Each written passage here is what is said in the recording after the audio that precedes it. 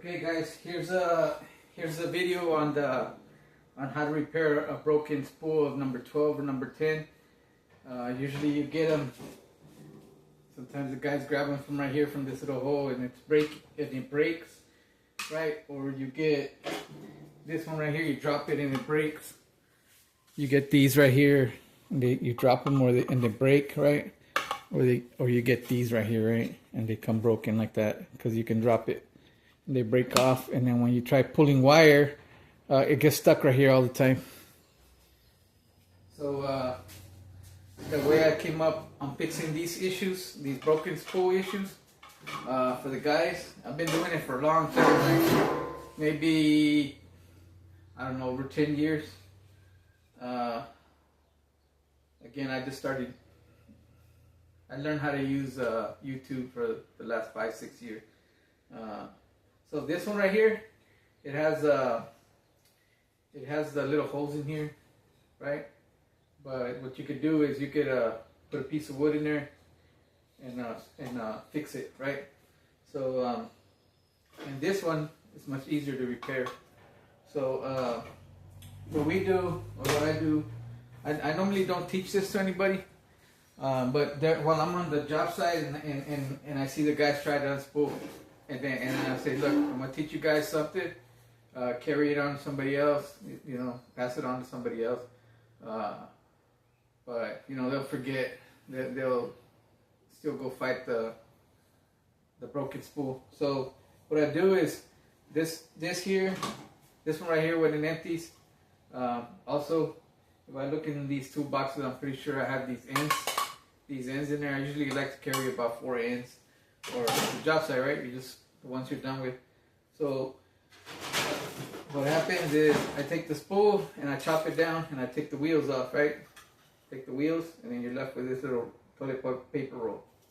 So now we have the wheels, right? Now that you have the wheel, this is just an example, right? So let's say this one's broken right here, like they normally break.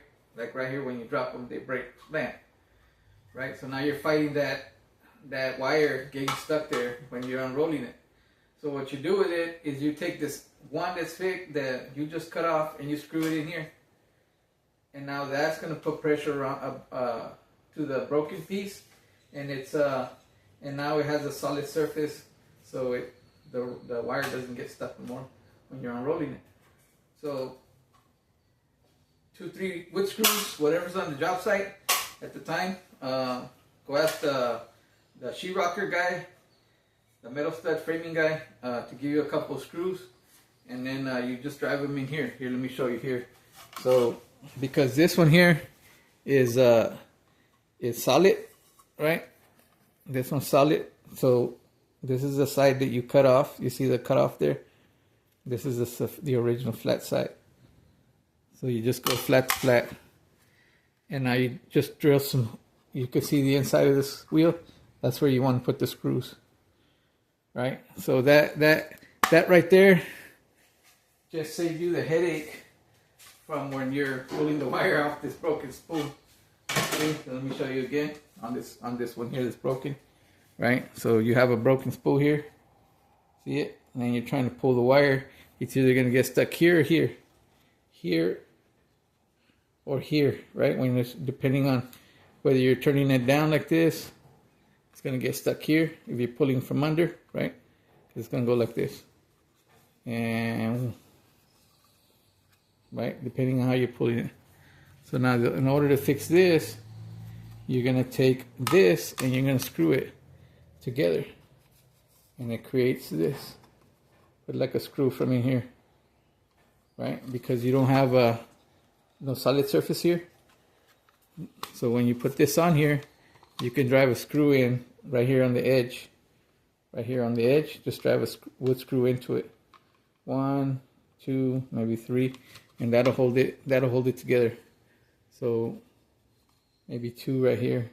1, 2, where the brake's at, and then 1 back here in the back. And that's how I for years I've been doing repairs like this. Because everybody gets the wire and drops it, right? or when they just like when you can take your finger in here because it's already used, they grab it here and it breaks, or they just throw it. So for a long time, I've been doing this for a long time. This is how I, through the years, have repaired the broken wire spools, 10s and 12s, right? Even the wood spools, like when you're pulling like 350s, 500 MCMs, when they break because you're trying to roll it off the truck or trying to get it up somewhere, the wood spools break. The wheel because it's made out of wood, they break, and now you're fighting that broken spool, so you no longer can roll it. So now when you start rolling those broken spools, they twist like this, right? Because you're trying to unroll it. I personally have fixed those issues with other wood spools. Like if you got empty ones on the job site, we dismantle them and turn over that thing. Use that wood spool to fix to screw into the 500 or whatever your 350 MCM, the wire ones. You use those other spools that you already have empty to repair the ones that are broken. So I've done that several times too, and people was like, "What are you doing? What are you doing?" I was like, "I'm gonna fix the wire spool," because they see me over there unscrewing the bolts off of the wood spools, right? The big ones. So the wood ones, the ones that are made out of wood, you all know what I'm talking about. So sometimes they're broke or you break them right on the job site, and then you don't know how you're fighting that broken spool, trying to move it from here to here. Me. I have spools over there that we're not using no more. I'll go and remove the wheels, and I'll screw them in with some long wood screws. I'll find some wood screws somewhere, and everybody just like watching to see what I'm doing. But they will never learn because they just see what you're doing, and they're like, "What are you doing? Like, what do you?" And then once I fix it, they get the. But then, like I can leave that job site, come back to that job site, and I see those people still working with broken spools because they're trying to make time. I worked with a lot of people that just want to make time and not slow the job down. Like, why wouldn't you want to make the life easier of one of your coworker by showing them some ways to fix stuff, right? These spools are already trashed, so it doesn't take a long time to just get a sawzall blade and save these in your box. That's how I do it. That's how I've done it. Again, I've done it to the big wood spools, 350s, 500. 500 MCM, 350 MCM. If I can do it, you guys can do it. Tell your coworkers. It'll save you time and money.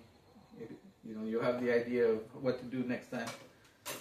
And the guys with the MC, they're like, "What are you doing? What are you doing?" When we're making that other video that I had made on the MC spool, they were like wondering what I was doing. It ain't gonna work. It ain't gonna work. I said, "Dude, I've done it before. It's gonna work."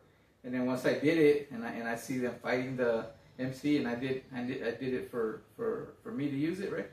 They all wanted to use it. They're like, "No, let me use it. Let me do it." Okay, you learned, but you still said, "What are you doing? It ain't gonna work." And now you want to use it. So it made their lives easier. It made my life easier because they pulled the MC really quick. So that's what it's about. Production. For me, it's production. For other employees, it's to slow the job down. Thank you for watching this video, guys. Pass it on. I don't know if they make something that you could put on here on a piece of pipe, right? Or something but I've been doing this for over 10 years, easily 15, 20 years, repairing things like this. You have these empty ones right there next to your pulleys where you're pulling wire, and then you're fighting this broken spool. When all I had to do was just screw this thing on there, and that's it. Takes care of it. Try it out. Get back with me. Leave your comments. I would appreciate some comments. I know I got a lot of viewers viewing it and no comments. But yeah, leave me a comment or two. Appreciate it. Thank you.